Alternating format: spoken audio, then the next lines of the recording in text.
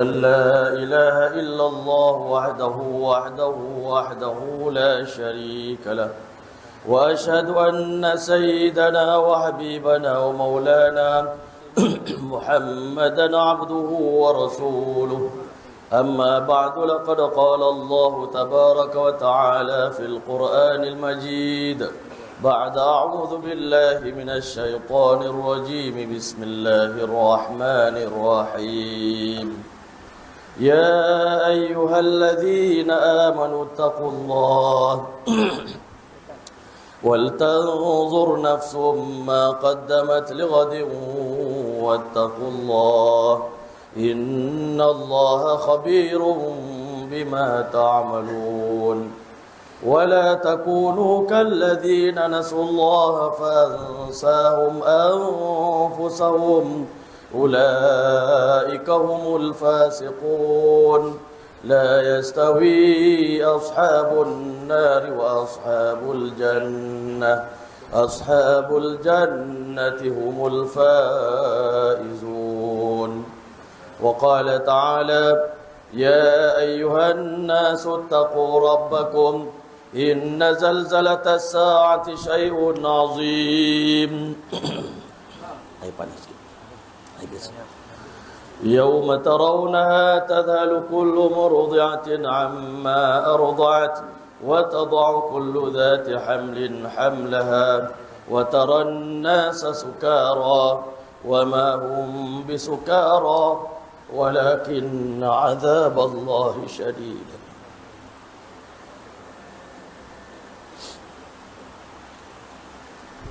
وقال النبي صلى الله عليه وسلم الكيس من دان نفسه وعمل لما بعد الموت والعاجز من أتبع نفسه هواها وتمنى على الله الأماني أو كما قال عليه الصلاة والسلام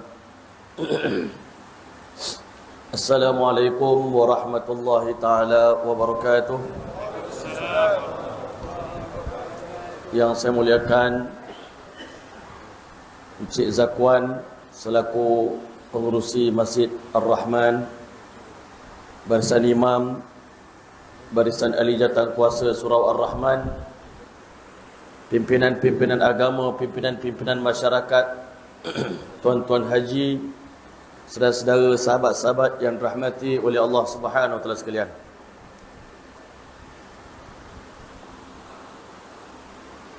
Pertama dan selamanya marilah sama-sama kita memanjatkan setinggi-tinggi sedalam-dalam puji dan syukur yang tidak terhingga kehadrat Allah Subhanahu wa taala.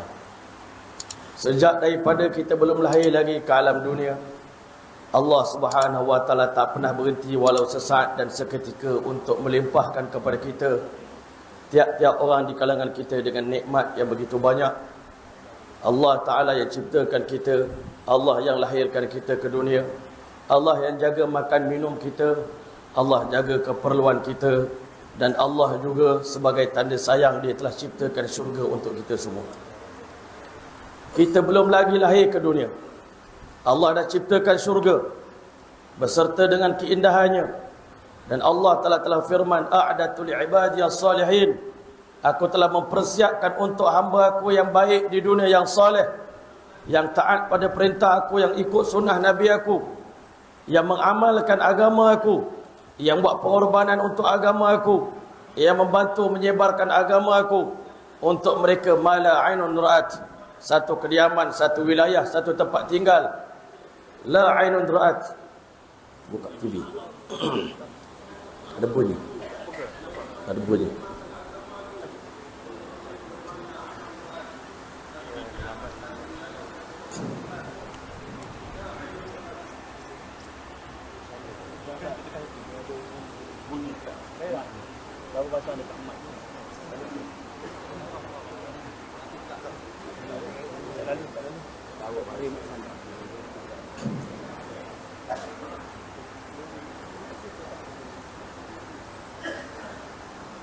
Ada remote lah.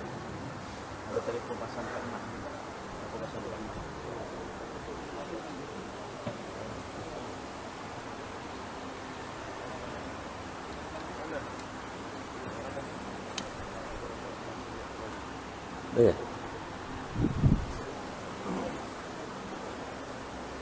A'adatul ibadiyas salihin, aku telah mempersiapkan untuk hamba-Ku yang soleh di dunia ini mala ainun ra'at, satu kediaman, satu wilayah, satu tempat tinggal yang indahnya syurga ini belum pernah ada mana-mana mata di antara mata manusia di dunia yang pernah melihat syurga Allah.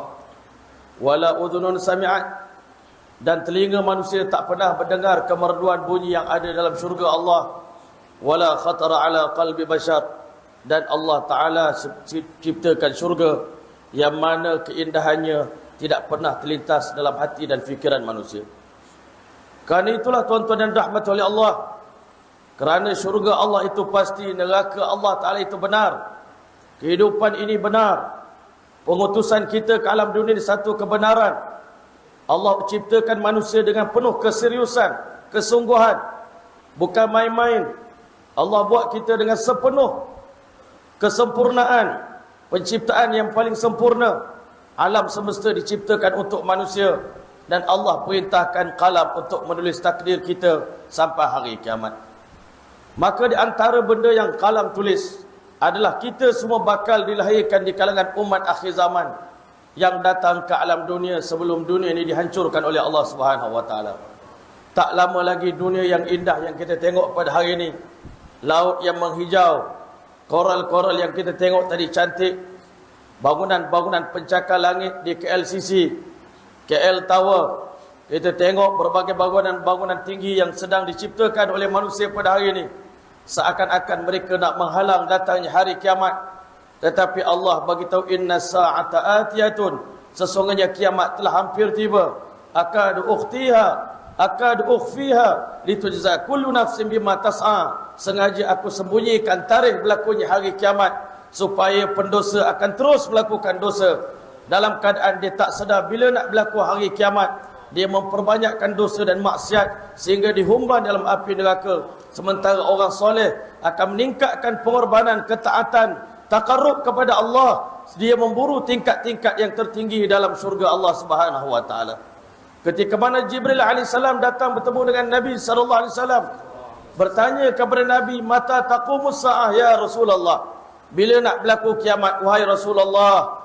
Maka dijawab oleh baginda sallallahu alaihi wasallam, mal mas'ulu anha bi'a'lama minas sa'il, orang yang ditanya sama dengan tak tahu dengan orang yang bertanya. Tuan-tuan yang dirahmati oleh Allah, kiamat adalah merupakan rahsia mutlak Allah Subhanahu wa taala. 5 ilmu ghaib yang Allah sampaikan dalam surah Luqman, innallaha 'indahu 'ilmus sa'ah, di sisi Allah ada ilmu tentang hari kiamat.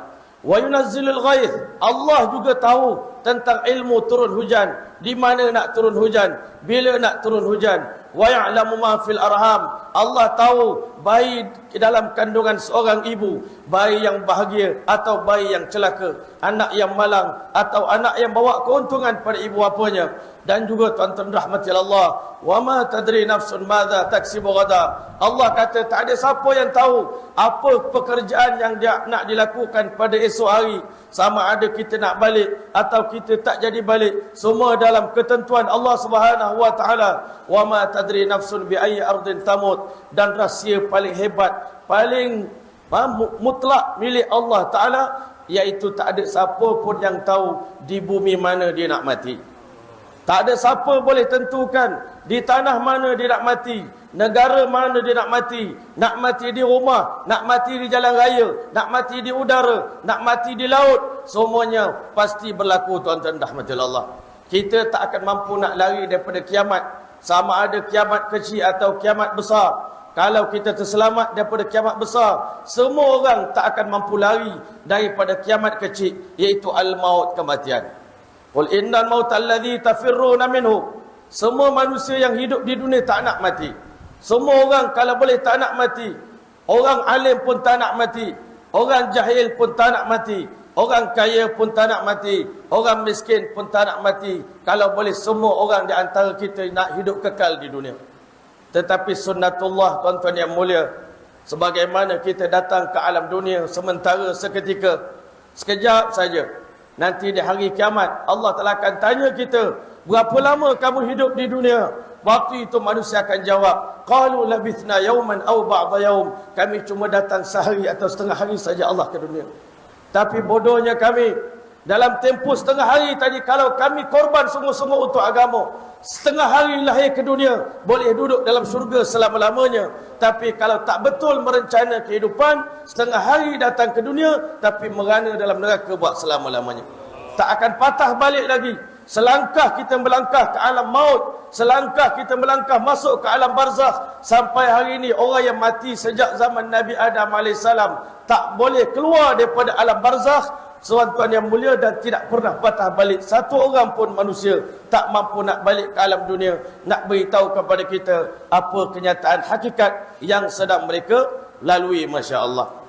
Sebab itu ketika mana Nabi SAW berperang dalam peperangan Badar, Nabi telah bunuh semua ketua-ketua Quraisy. Abu Jahal telah mati.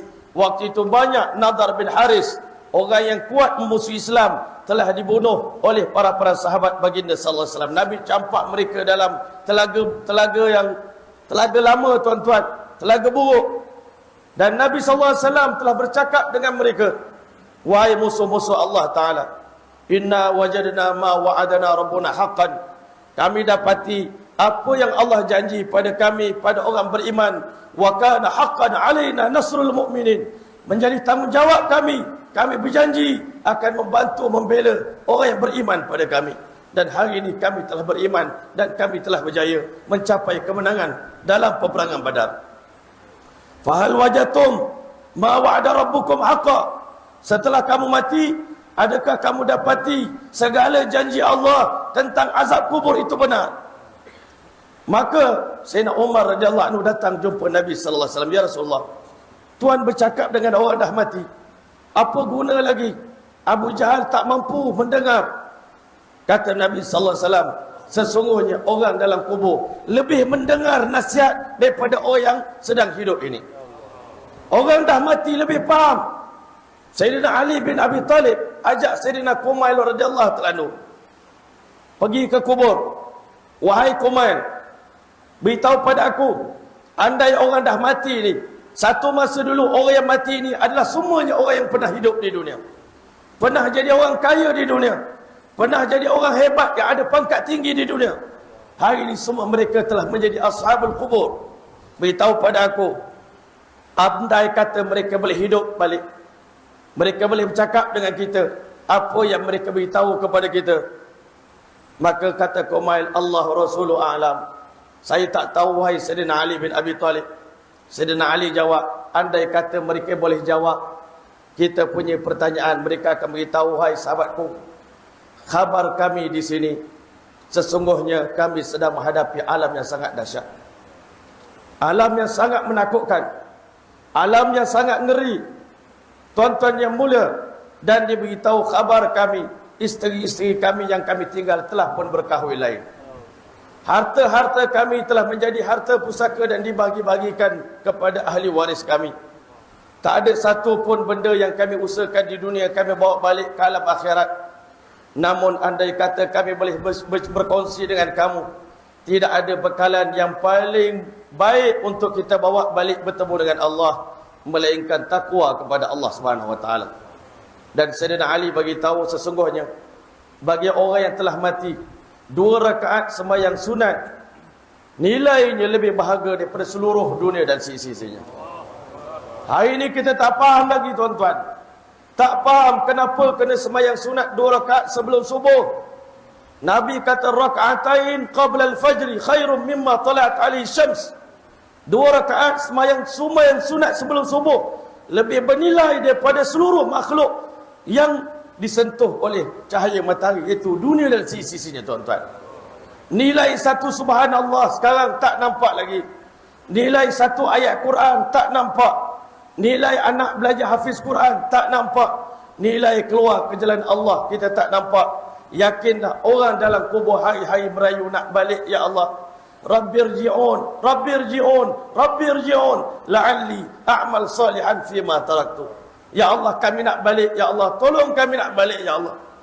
Tak dapat setahun tolong ya Allah, kami nak balik ke dunia sebulan. Tak dapat sebulan tolong seminggu ya Allah. Tak dapat seminggu satu hari ya Allah. Tak dapat satu hari 1 jam ya Allah. Tak dapat 1 jam tolong ya Allah 1 minit ya Allah. Tak dapat 1 minit tolonglah balikkan kami ke dunia 1 saat. Kami nak ucap subhanallah, lepas tu ambillah nyawa kami ya Allah. Bagi orang yang dah mati tuan-tuan, mereka menyesal di atas setiap saat yang mereka lalui, tanpa mereka isi dengan zikrullah, tanpa mereka isi dengan dakwah, tanpa mereka isi dengan ta'lim wa ta'alum, tanpa diisi dengan ibadat, tanpa diisi dengan khidmat. Tetapi hari ini tuan-tuan, bukan kata orang kafir, orang Islam sendiri lupa persiapan untuk balik ke alam akhirat. Yang lupa itu saya lah tuan-tuan. Kita semua dalam ini masih lagi dianggap lupa. Sayyidina Ali bin Abi Talib kata, "An-nas kulluhum niyam." Manusia yang hidup di dunia semuanya sedang tidur nyenyak. Naik kereta seakan-akan kita tak mati. Naik helikopter, macam-macam kita ambil, macam-macam benda kita makan. Tak pernah risau tentang kematian. Sedangkan Nabi SAW, walaupun Nabi telah dakwah sempurna di siang hari, malam hari semayang sampai bengkak kaki, Nabi SAW selalu pergi ke kubur untuk ingatkan diri Nabi SAW, satu hari nanti kamu pun akan menjadi penghuni kubur satu hari nanti. Kamu juga akan menjadi salah seorang di antara penghuni alam barzakh. Dan tuan-tuan yang dirahmati oleh Allah sekalian, Nabi SAW beritahu, "Wallahi, demi Allah, inni a'lamu ma la ta'lamun." Aku tahu benda yang kamu tak tahu, wahai umatku. Wa asma'u ma la tasma'un. Hari-hari aku dengar suara yang kamu tak pernah dengar. Nabi dengar raungan penghuni dalam kubur minta nak balik pada Allah Ta'ala. Rabbana absarna wa sami'na farji'na na'mal salihan inna muqinun ya Allah. Habis suara menangis, habis air mata keluar, minta nak balik pada Allah Ta'ala. Bising alam barzakh, semua orang minta nak balik. Jangan kata orang deraka, orang soleh pun minta nak balik ke dunia tuan-tuan. Lau anna lana karratan, kalaulah kami dapat peluang sekali lagi. Tapi Allah kata tak boleh balik. Sebab aku tahu perangai manusia. Time tengah susah macam ni memanglah dia serik. Duduk atas kapal terbang, bila kapal terbang bergoyang, waktu itu insya-Allah bertaubat, turun ke dunia, tak nak tinggal semayang, nak bayar hutang sana sini, macam-macam otak kita berfikir. Naik kapal tergoyang-goyang tuan-tuan dengan ombak. Waktu itu kita hampir-hampir karam. Waktu itu macam-macam doa kita baca, dan kita berjanji pada Allah dengan macam-macam janji. Tapi bila kita kaki kita mendarat ke dunia, bila kaki kita selamat pijak dunia tuan-tuan, kita akan sambung dosa maksiat kita sekali lagi. Kita hanya segit sekejap je. Kita hanya acah-acah macam Ustaz kita sebut pagi tadi. Kita dengan Tuhan ni acah-acah je tuan-tuan. Time kita susah sekejap, kita taat pada Allah. Nanti kita senang balik, kita lupa balik pada Allah. Inilah perangai kita yang Allah marah ni tuan-tuan. Kita tak ikhlas dalam mentaati Allah. Wa ara ma la tarun. Dan Nabi kata, aku nampak pemandangan yang kamu semua tak tengok. Kata Nabi, ma ra'aitu manzaran qattun illa wal qabru afzau minhu. Aku tak pernah tengok demi Allah satu pemandangan melainkan kuburlah yang paling menakutkan. Kuburlah yang paling ngeri. Nabi kata, Masya Allah, tidak ada hari yang berlalu dalam hidup kamu wahai umatku melainkan kubur akan berbunyi tuan-tuan. Kubur bersuara mengiklankan, ana baitud dud, aku rumah yang penuh dengan ulat tuan-tuan. Penuh dengan serangga, dengan semut, dengan cacing, dengan ulat yang bersedia membaham tubuh badan kita yang kita sayang sangat ni tuan-tuan, muka kita, wajah kita ni. 3 hari masuk dalam kubur, kalau kita bukan orang yang baik, bukan orang soleh, perut kita membusung tuan-tuan, pecah air tuan-tuan, waktu itu badan kita hancur tuan-tuan.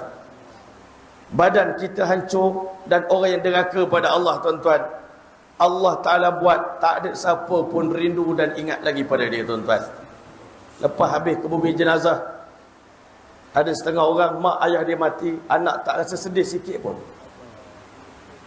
Orang yang deraka pada Allah, Allah tak campak sikit pun rasa sedih di hati orang keliling dia pada hari dia mati, tuan-tuan. Tetapi wallahi, orang yang dekat pada Allah, yang taat pada Allah, yang korban banyak pada Allah Ta'ala. Semalam kita jumpa tetamu kita, pelancong daripada Perancis. Dia kata, ayah saya seorang karkun dakwah, orang kuat di Perancis. Dia kata, saya tengok jemaah ni bergemam bulu rambut saya. Dia kata, teringat zaman saya kecil dulu, saya selalu keluar dengan bapak saya. Berkat dia buat usaha dakwah sungguh-sungguh, Allah ambil nyawa dia dalam sujud, dalam masjid pada hari akhir bulan Ramadan, pada hari Jumaat. Tuan-tuan, kita boleh pilih nak mati macam mana. Pilihlah nak mati macam mana. Nak mati dengan husnul khatimah ke dengan su'ul khatimah. Amalan kita sebelum mati penentu dia. Kita cakap di mulut nak mati dengan baik, nak kubur kita jadi taman syurga, itu cakap kita. Tapi buat kita macam mana? Perbuatan kita, adakah kita ikhlas betul-betul membina taman syurga dalam kubur kita? Kalau dah bina, cukup ke tuan-tuan? Saya kata perjalanan daripada alam kubur sampai ke pintu syurga hampir 100,000 tahun perjalanan akhirat. Satu hari di akhirat sama dengan 1000 tahun di dunia. 40,000 tahun dalam kubur, hampir 100,000 tahun di padang mahsyar. Di titian Siratal Mustaqim berpuluh-puluh tahun perjalanan nak masuk syurga, 100 tahun daripada tebing neraka Jahannam, tuan-tuan. Allah bukan buat alam akhirat main-main. Sahabat Nabi tiap-tiap hari risaukan akhirat, bimbang tentang akhirat, takut pada akhirat. Hari yang Allah kata yaumun asir, hari yang payah. Yaumun yaj'alul wildana shima. Anak kecil pun sampai di kiamat, tuan-tuan, di alam akhirat tumbuh uban di kepala, tuan-tuan. Budak kecil pun tumbuh uban. Kenapa? Dahsyatnya alam akhirat. Kita bangun daripada kubur, tuan-tuan, Allah Ta'ala bangkitkan kita dalam keadaan kita bangun tidur pagi-pagi. Tiap-tiap hari kita berlakon bangun di padang mahsyar. Kita tak sedar. Kita tidur, kita berlakon mati. Itulah simbolik daripada kematian. Bangun daripada kubur, kita kesat-kesat mata kita menguap, tuan-tuan. Waktu itu Allah cerita dalam surah Yasin, sebahagian manusia mengatakan, ya wailana, celaka sungguh, bengang sungguh aku, man ba'athana min marqadina, siapa ganggu tidur kami ni. Waktu itu Allah hantar 70,000 malaikat di sekeliling kita. Malaikat tanya, tuan tahu tak ini hari apa ni? Alam apa ni? Kita ingat alam kubur dah selamat dah. Sayyidina Uthman bin Affan radhiyallahu anhu tiap-tiap kali datang kubur dia akan menangis sampai basah janggut dia, tuan-tuan. Orang yang sangat takut pada alam akhirat.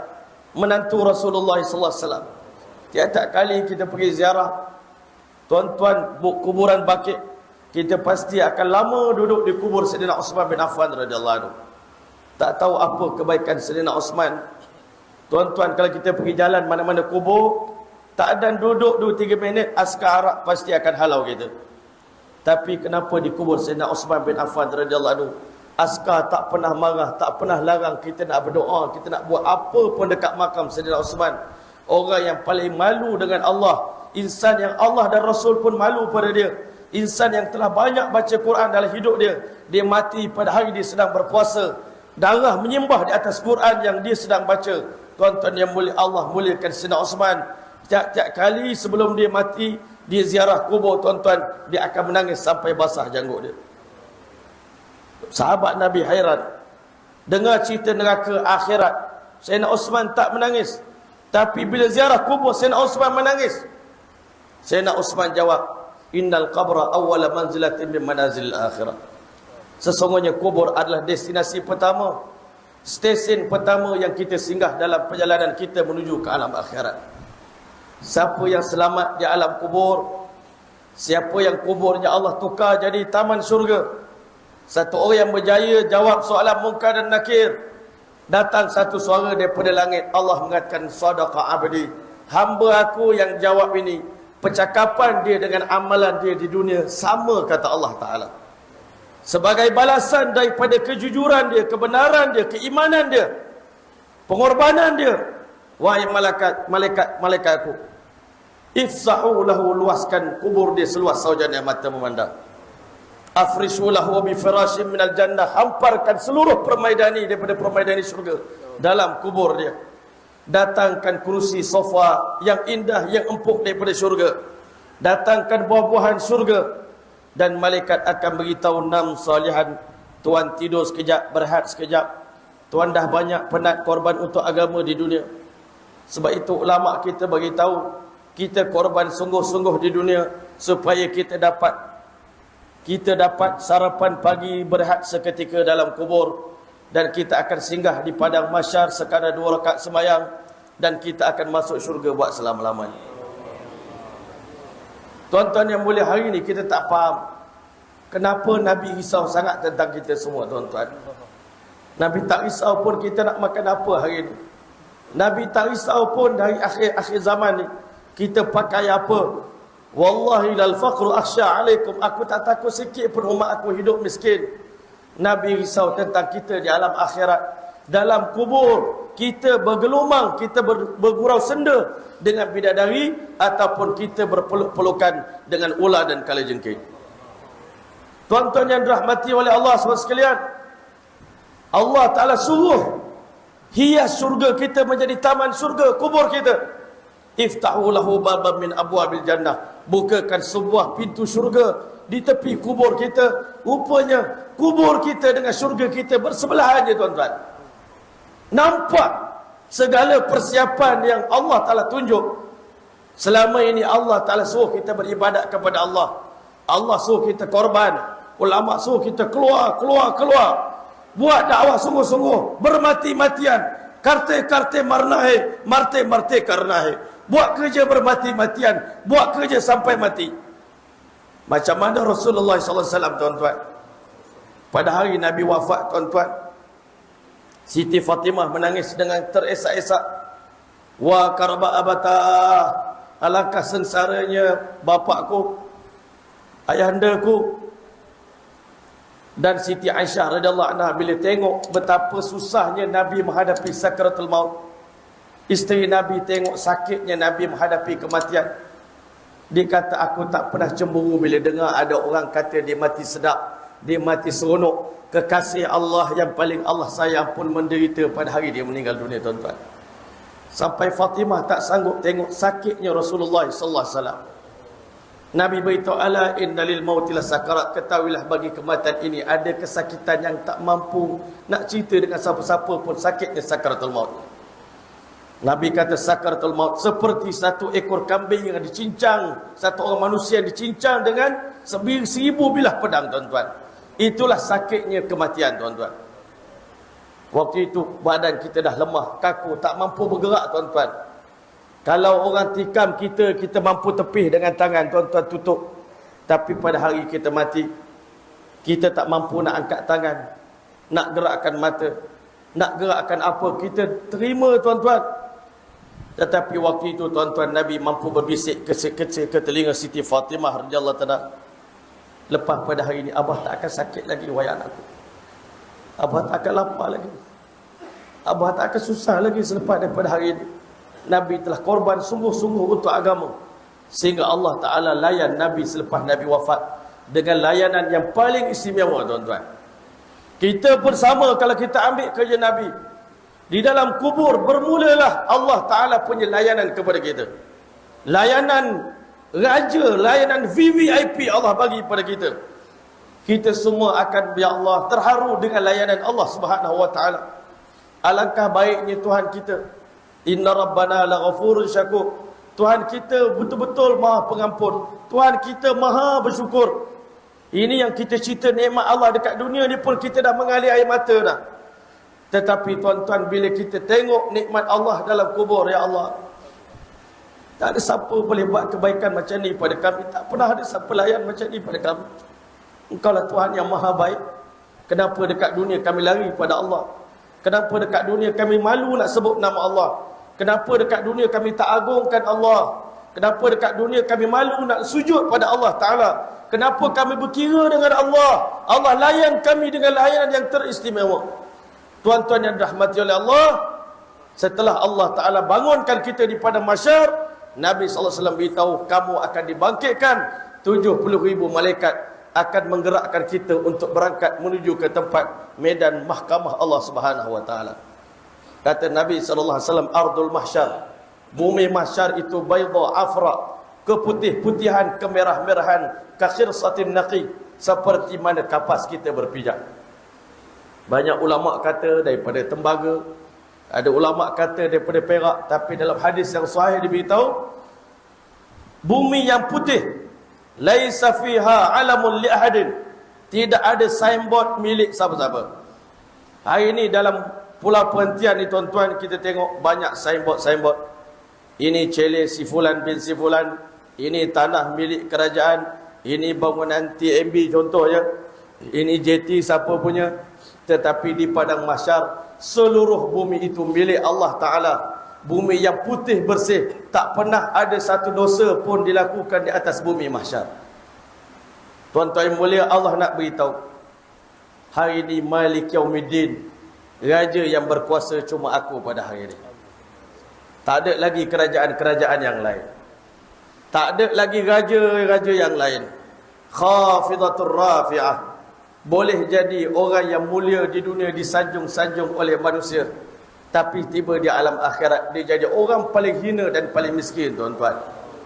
Orang yang takabur di dunia, Allah akan jadikan dia di padang mahsyar kecil macam anak semut, orang tak nampak. Orang jalan, orang pijak dia, tuan-tuan. Macam mana hari ini kita pijak semut tak nampak? Orang yang takabur, sombong kepada Allah di dunia, sombong dengan manusia di dunia, Allah jadikan dia macam semut, orang ramai pijak-pijak dia, tuan-tuan. Kita tak tahu nasib kita di alam akhirat. Tuan-tuan yang mulia, baru ni kami pergi umrah, tuan-tuan, di akhir Ramadan, punya ramai manusia. Kita nak cari kawan kita, kalau tak ada handphone, tuan-tuan, nak cari orang hilang. Satu jemaah kita hilang masa malam tu. Nak cari macam mana orang berjuta, 7 juta orang, katanya 11 juta orang ada kat situ, tuan-tuan. Satu jemaah hilang. Saya terbayang ini di dunia nak cari orang pun susah. Tetapi bayangkan di padang mahsyar, kita dibangkitkan dengan berbeza-beza kaum, berbeza-beza bangsa. Dibangkitkan dalam keadaan innakum satatuna rabbakum yaumal qiyamati hufatan. Nabi kata kamu dibangkitkan di padang mahsyar dalam keadaan berkaki ayam, uratan, bertelanjangan, ghurlan ghaira makhtun, dalam keadaan kepala botak dan belum berkhatan.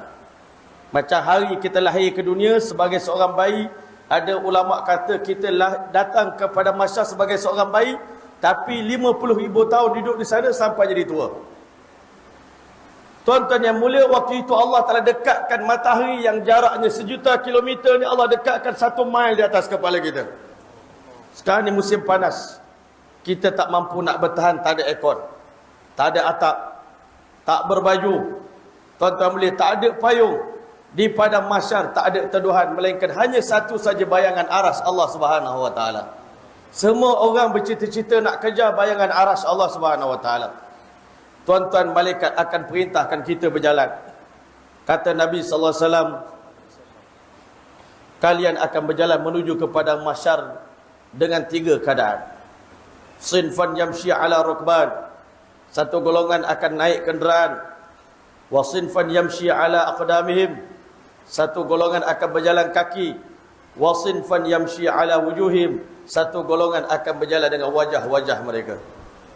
Orang kafir akan berjalan dengan muka.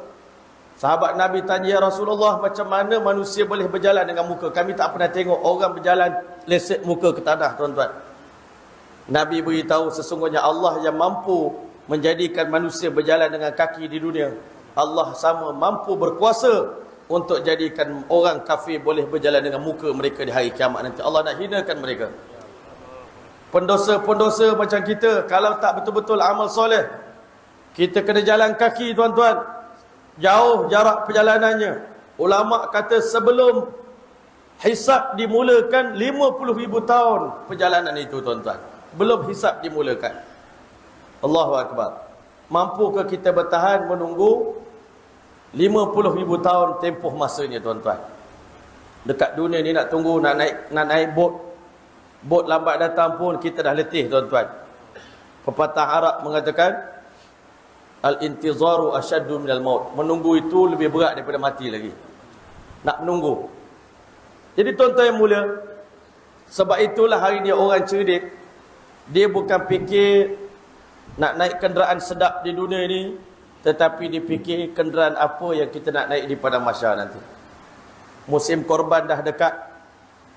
Orang Melayu kalau nak korban cari kambing paling kurus, lembu paling kurus, hak paling murah sekali, hak kuruh kering. Dan itulah nanti kenderaan kita di padang mahsyar. Ingatkan orang Malaysia ni masa di dunia semua naik Velfire comel-comel, tapi dekat akhirat naik Honda Cup tuan-tuan.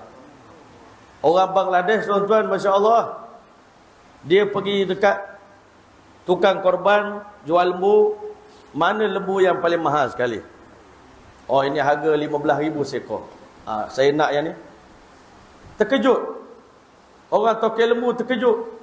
Orang Bangladesh yang kita rasa dia tak ada duit, tapi dia mampu beli, Masya Allah, binatang korban yang akan menjadi tunggangan untuk mereka. Itu Velfire dia orang nanti di alam akhirat. Jadi tuan-tuan yang mulia, hari ni kita kena ingat iman dan amal yang kita usahakan di dunia, yang kita sembang-sembang ni tuan-tuan, bermula dia punya fungsi iman dan amal soleh ini memberikan manfaat kepada kita daripada hari pertama kita masuk kubur dan kita bangun di padang mahsyar tuan-tuan. Waktu itulah kita akan berjalan dengan cahaya keimanan, nur iman. Hari ini kita cakap kebesaran Allah. Tadi Maulana Yusuf beritahu la ilaha illallah Muhammadur Rasulullah. Kita cakap Allah kuasa, makhluk tak ada kuasa. Kita nafikan makhluk. Cahaya dalam iman kita ni kita tak nampak. Nanti bila kita nak berjalan menuju ke alam akhirat, Allah SWT firman, yauma taral mu'minina wal mu'minat, pada hari kamu lihat laki-laki mukmin yang buat usaha atas iman di dunia ini, wal mu'minat, dan wanita mukminah, nuruhum yas'a baina aydihim wa bi aymanihim, cahaya bergemerlapan di hadapan dan diri kiri kanan mereka, cahaya yang begitu indah daripada nur iman. Sambil-sambil jalan mereka berdoa kepada Allah, Rabbana atmim lana nurana waghfir lana innaka ala kulli syai'in qadir. Ya Allah, tolong sempurnakan cahaya kami, jangan padam. Jangan padamkan cahaya kami, ya Allah, Engkau berkuasa ke atas segala sesuatu. Barulah kita rasa bertuah jadi orang beriman. Untung buat usaha atas iman. Hari ini lampu kita sangat terang untuk kita berjalan di tengah malam yang gelap gelita. Alam akhirat begitu gelap, kata ulama', sehingga kita nak tengok tapak tangan kita pun tak nampak. Begitu gelap. Bayangkan waktu itu orang yang berjalan dengan muka ni, dia akan mengelakkan batu dan busuk dengan muka dia tuan-tuan. Semua manusia bergerak dihalau oleh malaikat sampai tempat yang dijanjikan oleh Allah Subhanahu wa taala. Berhimpunlah sekalian makhluk, kulul khalaiq, manusia, jin berkumpul, binatang-binatang berkumpul di padang mahsyar untuk menghadap Allah Subhanahu wa taala. Kita pun salah seorang waktu itu. Dalam perjalanan kita nampak kawan-kawan kita. Kalau dekat dunia, kita nampak member kita sebelah, kita angkat kening, tanya khabar. Tapi di padang mahsyar nanti, bila kita tengok, yubassarunahum, Allah kata mereka saling menengok antara satu sama lain, saling nampak muka kawan kita ni, member apa aku dekat dunia ni. Tetapi tak tegur pun kawan, tak ada masa nak tanya khabar. Yang masing-masing risau dengan iman masing-masing, risau dengan amal masing-masing. Sembahyang aku dah buat dekat dunia, tapi berapa ikhlas, berapa khusyuknya. Kita bukan tak puasa di dunia, kita buat, tapi Allah terima tak puasa kita. Semua dalam keadaan seram sejuk tuan-tuan nak menghadap Allah Ta'ala. Dalam keadaan pucat lesi nak menghadap Allah Ta'ala. Tak tahu keputusan pada hari ini ke syurga atau ke neraka. Tuan-tuan yang dirahmati oleh Allah, Allah beritahu yawaddul mujrimu, pada hari itu orang yang banyak buat dosa di dunia ni, dia berharap dalam hati dia, ya Allah, yawaddul mujrimu law yaftadi min azab yaumi idzin bibanih. Andai kata hari ini aku boleh tebus azab neraka ni dengan anak-anak aku, ya Allah, tolonglah ambil semua anak aku 10 orang, lemparkan mereka ke dalam neraka, ya Allah. Wa sahibati wa akhi, ya Allah, tolong ambil isteri aku, ya Allah, lemparkan dia dalam neraka, ya Allah. Wa fasilati allati tu'wi, adik-beradik aku lempar dalam neraka, bahkan orang kampung aku semua lempar dalam neraka. Wa man fil ardi jami'an, kalau perlu lemparkan semua orang di keliling aku di atas bumi mahsyar ini, lemparkan semua orang ke dalam neraka. Thumma yujih, tetapi tolong selamatkan aku seorang. Itulah kata-kata Sayyidina Umar bin Khattab radhiyallahu ta'ala anhu. Andai di pada mahsyar nanti diiklankan semua orang masuk ke neraka, melainkan seorang saja akan masuk syurga, aku berdoa dan berharap pada Allah, jadikanlah yang seorang itu Umar bin Khattab radhiyallahu anhu, wahai Allah. Walaupun Umar tak layak masuk syurga, tapi tolonglah pilih aku yang seorang, ya Allah.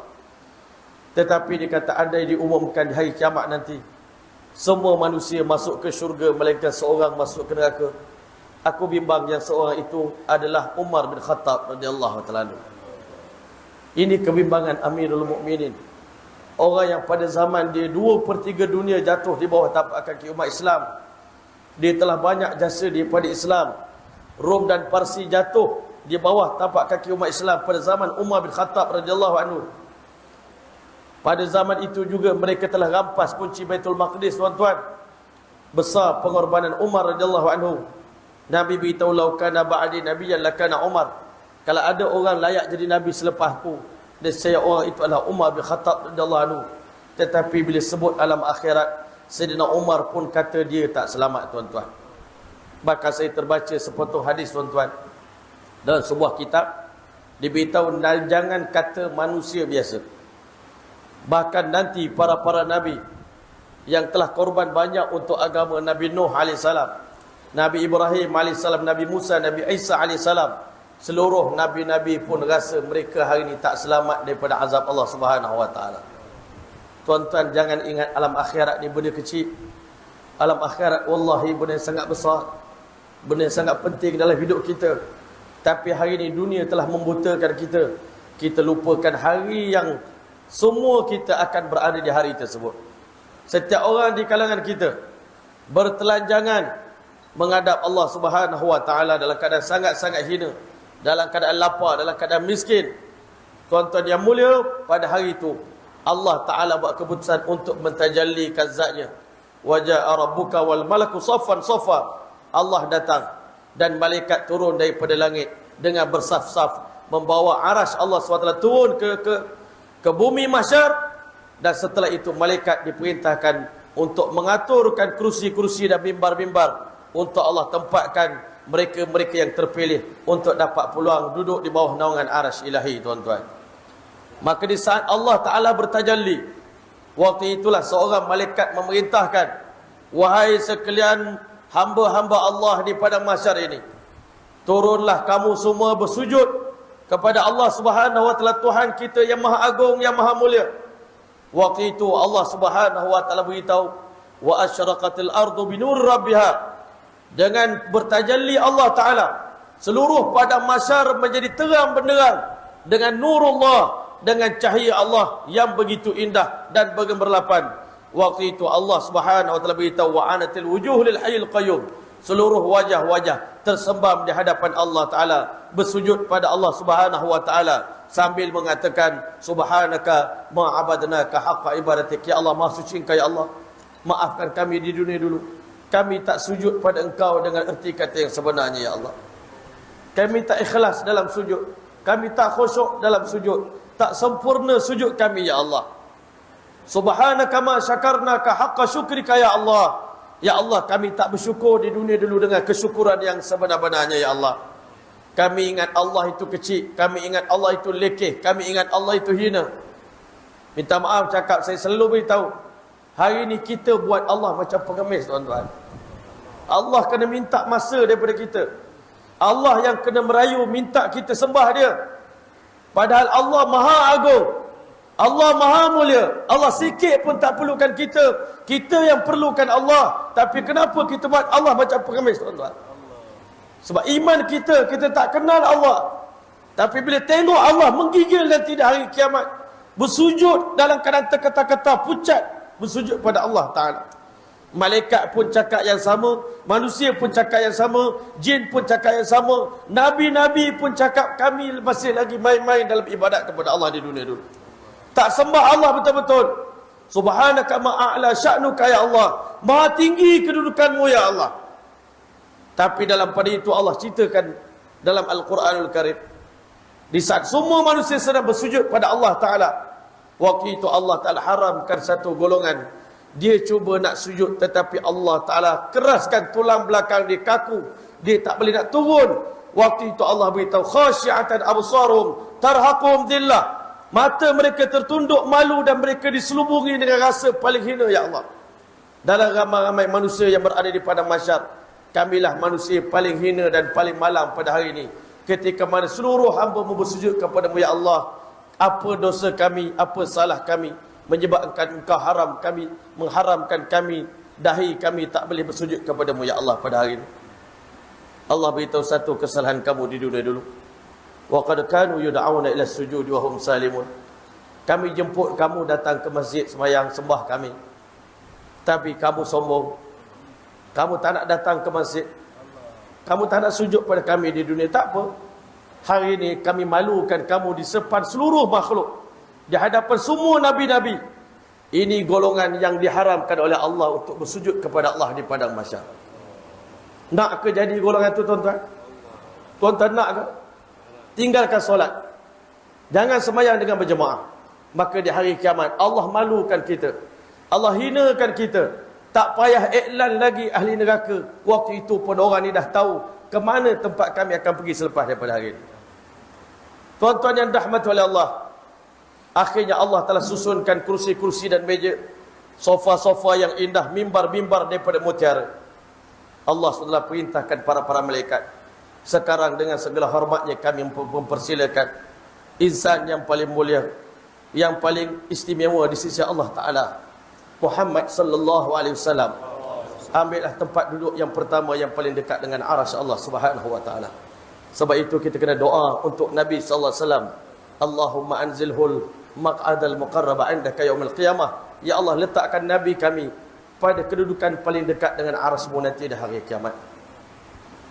Maka tuan-tuan mulia, selepas Nabi Muhammad SAW duduk dengan penuh kemuliaan, Allah jemput Nabi Allah Ibrahim AS, ambil tempat duduk bersebelahan dengan Nabi SAW di sebelah kanan tuan-tuan. Maka kata Nabi SAW, aku jumpa Nabi Ibrahim, aku tengok dia memakai persalinan yang sangat istimewa. Ketika mana semua orang lain sedang bertelanjangan, Nabi Ibrahim AS diberikan persalinan yang sangat mewah oleh Allah Ta'ala. Kerana dia adalah insan yang telah ditelanjangkan oleh Namrud di dunia ini. Ketika mana menjalankan dakwah, dia pernah dipermalukan, dicampak dalam api dalam keadaan telanjang. Di hari kiamat nanti, kata Nabi, Allah berikan dia orang yang pertama mendapat pakaian ketika mana semua insan lain sedang bertelanjangan. Tuan-tuan dan rahmati Allah, semua Nabi-Nabi Ulul Azmi dah ambil tempat. Jemput 124,000 Nabi dan Rasul ambil tempat. Setelah itu ambil para syuhada. Aina syuhada? Di manakah orang mati syahid? Ambil tempat duduk kamu di belakang para Nabi alaihimussalatu wassalam. Di manakah a'immah, para imam, para alim ulama? Ambil tempat duduk kamu para ulama di belakang para syuhada. Ainal muadzinun? Di manakah para muazzin yang melaungkan azan di dunia dahulu? Ambil tempat kamu di belakang para alim ulama ini. Dan setelah itu Allah jemput 7 golongan, sab'atun yuzilluhumullahu fi zilhi yauma la zilla illa zilluh. 7 golongan akan dapat peluang duduk di bawah naungan arsy Allah Ta'ala pada hari di mana tidak ada bayangan teduhan melainkan bayangan arsy Allah Subhanahu wa Ta'ala. Imam yang adil dan satu orang pemuda yang membesar dalam keadaan taat kepada Allah. Dia tahan nafsu dia untuk buat dosa dan maksiat. Dia tahan nafsu dia ketika pada kawan-kawan lain sedang enjoy. Dia taat perintah Allah. Maka pemuda seperti ini akan dipilih oleh Allah duduk di bawah naungan arsy Allah Subhanahu wa Ta'ala. Dan yang ketiga, golongan yang mana laki-laki yang kata Nabi, qalbuhu mu'allakum bil masajid, hatinya sentiasa terpaut dengan masjid. Yang keempat, golongan yang bersedekah, tangan kanan tangan kiri tak tahu. Yang kelima, golongan lelaki yang mana mengingati Allah di malam hari sehingga mengalir air matanya kerana takutkan Allah Subhanahu wa Ta'ala. Tuan-tuan yang mulia lelaki, yang mana pernah digoda oleh wanita yang cantik lagi bangsuan ajak berzina. Dia mengatakan, inni akhafullah, aku takut pada Allah Ta'ala. Dan saya mengharapkan, ulama kata, daripada 7 hadis ini, hampir kesemuanya ada di dalam program yang kita buat pada hari ini, tuan-tuan. Masya Allah.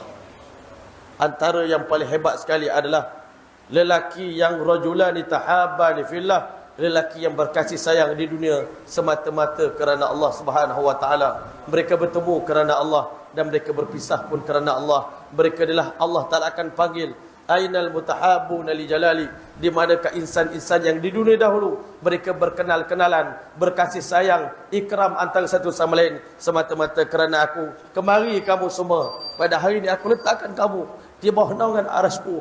Ambil tempat duduk kamu masing-masing. Di manakah penghafal Quran di dunia dahulu? Ambil tempat duduk kamu bersebelahan dengan malaikat kiramin bararah.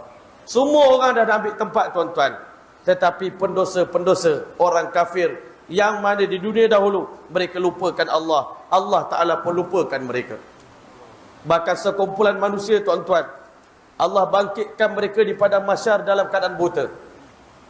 Allah beritahu, man a'rada an dzikri, siapa yang di dunia ini hidup berpaling daripada peringatan yang aku bagi. Sekarang ni, tuan-tuan, Allah jemput tuan-tuan keluar 3 hari ni. Peringatan yang paling besar pernah Allah bagi dalam hidup tuan-tuan. Tuan-tuan tak pernah dijemput oleh Allah dan mendengar berita agama macam mana tuan-tuan dengar sepanjang 3 hari ni. Ini peringatan daripada Allah. Tapi awas, bila balik nanti jangan terpesong, jangan menyeleweng, jangan lari daripada jalan Allah Ta'ala. Barang siapa yang berpaling daripada jalan peringatan aku, kata Allah, mafa'in dalahu ma'isyatan dhankan, di dunia ini kami akan sempitkan hidup mereka. Wa nahsyurhu yaumal qiyamati a'ma, mereka akan dibangkitkan di padang mahsyar dalam keadaan buta matanya. Mereka akan tanya kepada Allah dalam keadaan menangis, qala rabbi, wahai Tuanku, lima hasyartani a'ma wa qad kuntu basira, kenapa kami buta pada hari ini? Di dunia dulu kami celik, mata kami terang, tak pakai spek mata pun. Allah beritahu, qala kadzalika atatka ayatuna, kami datang macam-macam peringatan untuk kamu, nasihat macam-macam, tazkirah kamu dah dengar. Kamu dah dengar bayan, fanasita, tapi kamu buat lupa apa yang kami ingatkan pada kamu. Wa kadzalikal yauma tunsa, pada hari ini kami pun lupakan kamu.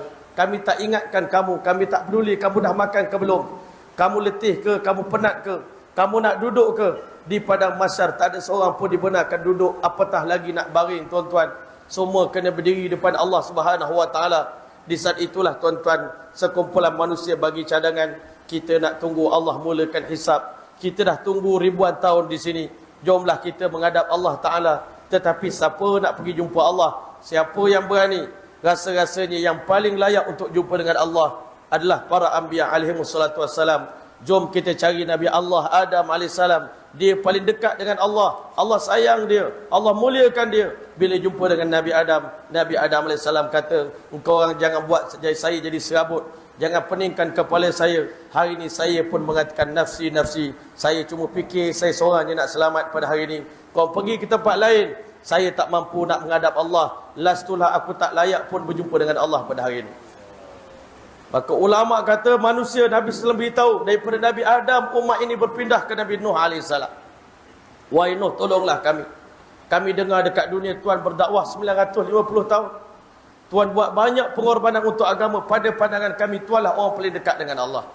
Tuhanlah orang paling layak nak bercakap dengan Allah, nak beritahu Allah. Sepatah je perkataan, satu je mesej. Ya Allah, boleh tak nak mulakan hisab sekarang ni? Tak ada siapa berani nak perintah Allah, nak beritahu pada Allah, mulakanlah hisab. Kami semua hamba dah tak daya dah nak berdiri kat sini. Tuan-tuan, Nabi Nuh AS pun jawab, lastulah, minta maaf, saya pun tak layak jumpa dengan Allah. Pada hari ini saya tak berani menghadap Allah. Saya pernah melakukan kesalahan yang besar di dunia dahulu. Saya doa kepada Allah, umat saya juta-juta tenggelam dalam banjir. Habis itu kalau Tuhan tak layak, tolong beritahu kami. Tolonglah bagi cadangan siapa yang layak jumpa dengan Allah. Nabi Nuh kata paling layak pada pandangan saya Ibrahim AS. Nabi Ibrahim paling dekat dengan Allah. Allah puji Nabi Ibrahim dalam Quran banyak tempat. Bila jumpa dengan Nabi Ibrahim pun kata, demi Allah saya pun tak berani jumpa dengan Allah. Saya pun nafsi, tuan-tuan tolong jangan ganggu saya hari ini. Tuan-tuan pergi jauh daripada mata saya tak nak tengok muka tuan-tuan. Tuan-tuan pergi cari Nabi lain. Jumpa dengan Nabi Musa AS. Nabi Musa AS kata, aku pun pernah lempang orang Kipti dekat dunia dulu, dia mati. Hari ini aku tak tahu kesalahan aku dimaafkan oleh Allah ataupun tidak. Tuan-tuan yang mulia, pergi cari Nabi Isa AS. Jumpa Nabi Isa AS pun kata, nafsi, nafsi. Aku pun tak berani menghadap Allah. Tuan-tuan tolong jangan ganggu saya. Saya cuma fikir diri saya seorang je pada hari ini. Maka kata waktu itu semua umat bertanya, wahai Isa, setelah engkau siapa lagi yang mampu untuk tolong kami pada hari ini? Tolong, kami dah tak daya, kami dah tak larat. Kami terlalu letih, terlalu lemas pada hari ini. Sebab apa? Tiap-tiap orang manusia akan duduk di padang mahsyar mengikut kadar dosa masing-masing, air peluhnya naik. Ikut kadar dosa masing-masing. Dah lemas duduk dalam peluh, rimas tuan-tuan. Ada orang peluh dia naik paras buku lali, ada orang peluhnya naik paras lutut, ada orang peluhnya naik paras pusat, ada orang peluhnya paras selinga, ada orang tenggelam dalam peluh tuan-tuan. Dan peluh itu lebih panas daripada minyak yang mendidih di dunia tuan-tuan. Siapa mampu nak duduk dalam keadaan itu 50,000 tahun tuan-tuan? Anak kita nak duduk dalam keadaan itu, isteri kita nak duduk dalam keadaan begitu, mak kita, ayah kita, adik-beradik kita, jiran kita, orang kampung kita. Sebab itulah inilah yang Nabi sedihkan. Inilah yang Nabi bimbangkan. Nabi tak nak umat dia susah walau sedikit pun di alam akhirat. Waktu itulah Nabi Isa AS bagi cadangan yang terakhir. Satu-satunya insan yang boleh tolong kita di padang mahsyar. Dan satu-satunya insan yang tak pernah mendoakan keburukan untuk umatnya di dunia. Nabi SAW beritahu, inna likulli nabiyyin da'watun mustajabatun. Semua orang nabi-nabi di dunia, Allah pernah bekalkan mereka dengan doa yang paling mustajab. Fata'ajjala kullu nabiyyin bid-du'a fid dunya. Semua nabi-nabi dah bersegera menggunakan doa itu di dunia. Ghaira annani, melainkan aku seorang saja, aku tak pernah doakan azab untuk umatku.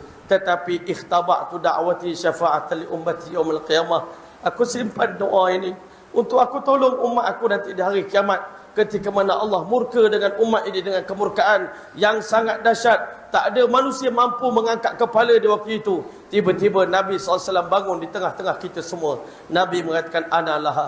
Aku akan tolong kamu semua. Aku akan bercakap dengan Allah. Aku akan menghadap Allah. Aku akan bersujud pada Allah. Aku akan merayu kepada Allah. Nabi bangun berjalan sampai di makam Mahmud tuan-tuan. Nabi tersungkur bersujud di hadapan Allah Ta'ala.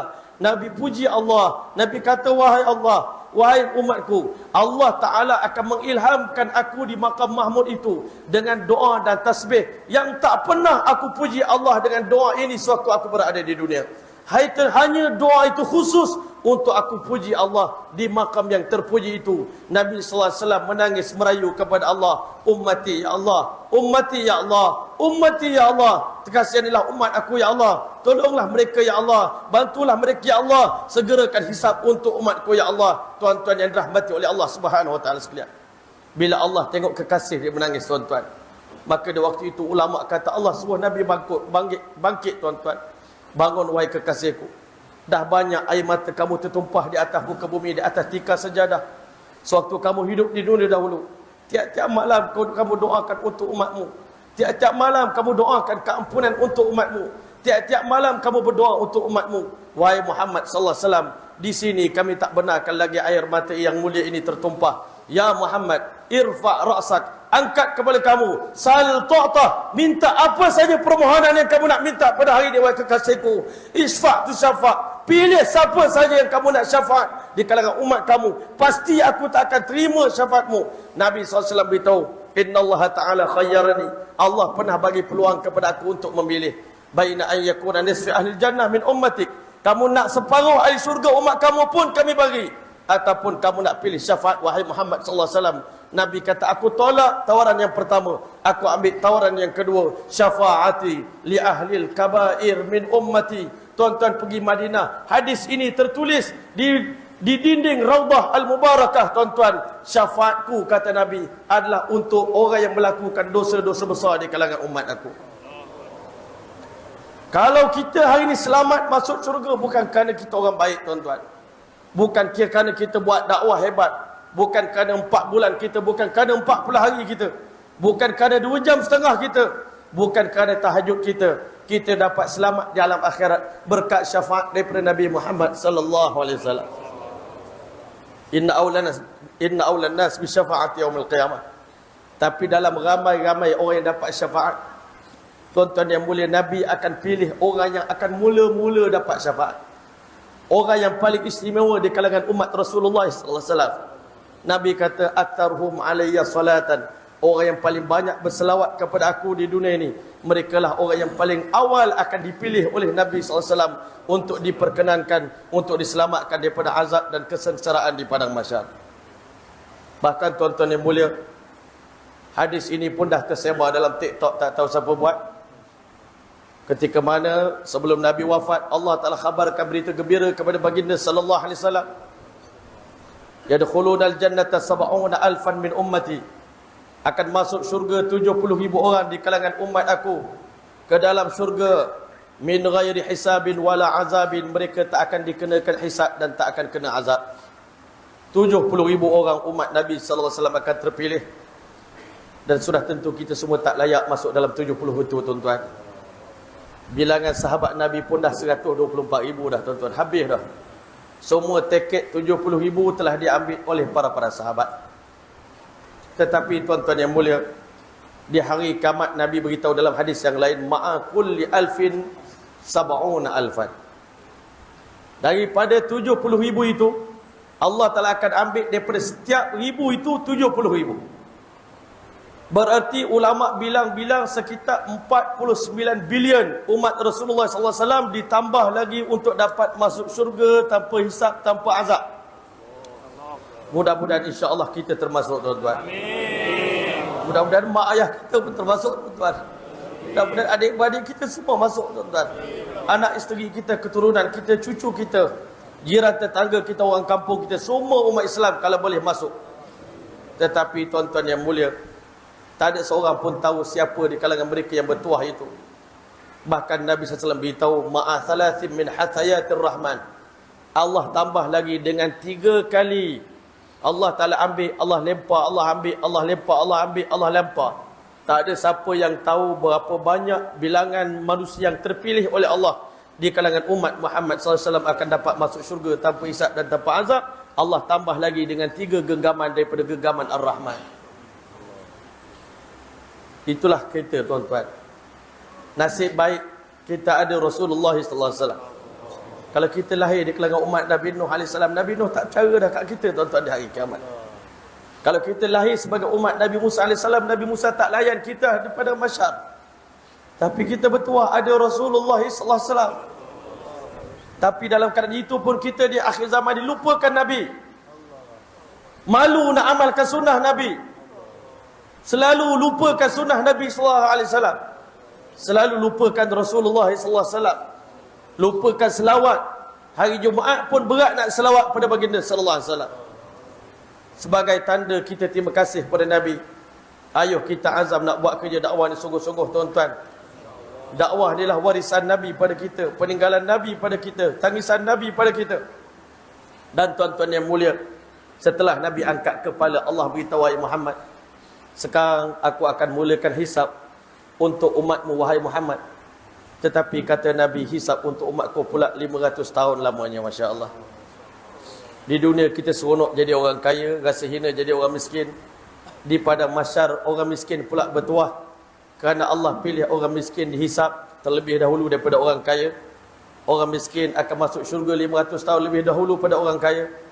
Orang miskin hisabnya cuma 40 tahun, tetapi hisab untuk orang kaya 450 tahun lamanya. Tak tahu bila tiba giliran kita, tuan-tuan, nak dipanggil oleh malaikat. Kita bertuah lagi jadi umat yang paling awal dihisab oleh Allah Ta'ala. Kalau kita jadi umat Nabi lain, berapa juta tahun lagi kena menunggu, tuan-tuan. Tak tahulah macam mana nasibnya. Putus asa, kecewa, tapi tak boleh buat apa lagi lah. Di hari akhirat tak boleh balik, patah balik ke dunia. Semua orang menyesal bawa balik amal yang tak cukup kalam akhirat nanti. Tibalah giliran kita dijemput oleh Allah Subhanahu wa taala. Malaikat kata, tuan, sekarang masa awak masuk ke kandang mahkamah Allah Subhanahu wa taala. Waktu itu hanya Allah yang tahu betapa berdebarnya kita, tuan-tuan. Jantung kita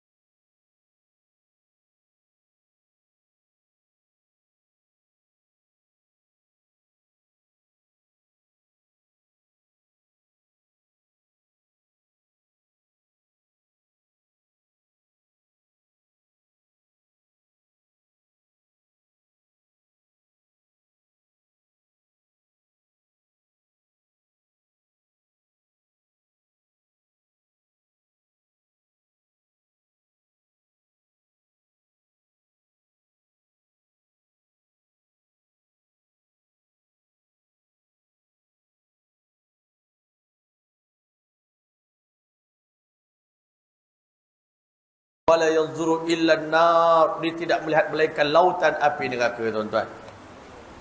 Hari ini kita tak nampak lagi neraka, tetapi Allah beritahu, kalla saya'lamun thumma kalla saya'lamun kalla law ta'lamuna ilmal yaqin la tarawunnal jahim. Kamu akan tengok dengan mata kepala kamu neraka jahim depan mata kamu. Neraka jahanam yang dalamnya 70 tahun perjalanan, tuan-tuan. Dalamnya neraka jahanam, tembalnya tembok neraka jahanam itu 40 tahun perjalanan. Inilah neraka Allah bubuh di padang mahsyar.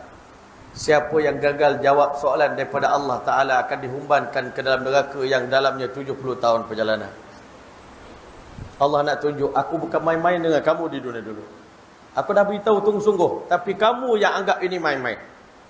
Maka tuan-tuan yang mulalah Allah Ta'ala akan nak tanya soalan daripada kita, tetapi hebatnya pada hari itu, Allah kunci mulut kita. Al-yawma nakhtimu ala afwahim. Allah kunci mulut kita, tak boleh nak jawab. Wa tukallimuna aydihim. Yang akan bercakap dengan Allah adalah tangan kita. Wa tashhadu arjuluhum. Kaki kita akan menjadi saksi terhadap semua dosa-dosa yang pernah kita lakukan. Dan Nabi beritahu anggota yang pertama mendapat kemuliaan di hari kiamat untuk jadi saksi adalah paha kita sebelah kiri. Dia akan bagi report pada Allah semua dosa yang kita buat dengan kemaluan kita, dengan kaki kita, semua akan dicerita, tak disembunyikan walau satu pun dosa itu.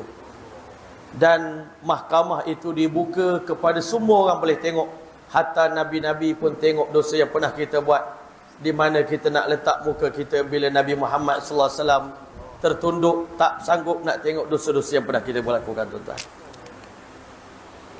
Kita hari ini rasa selamat buat dosa kat dalam hotel, buat dosa kat tempat-tempat yang gelap.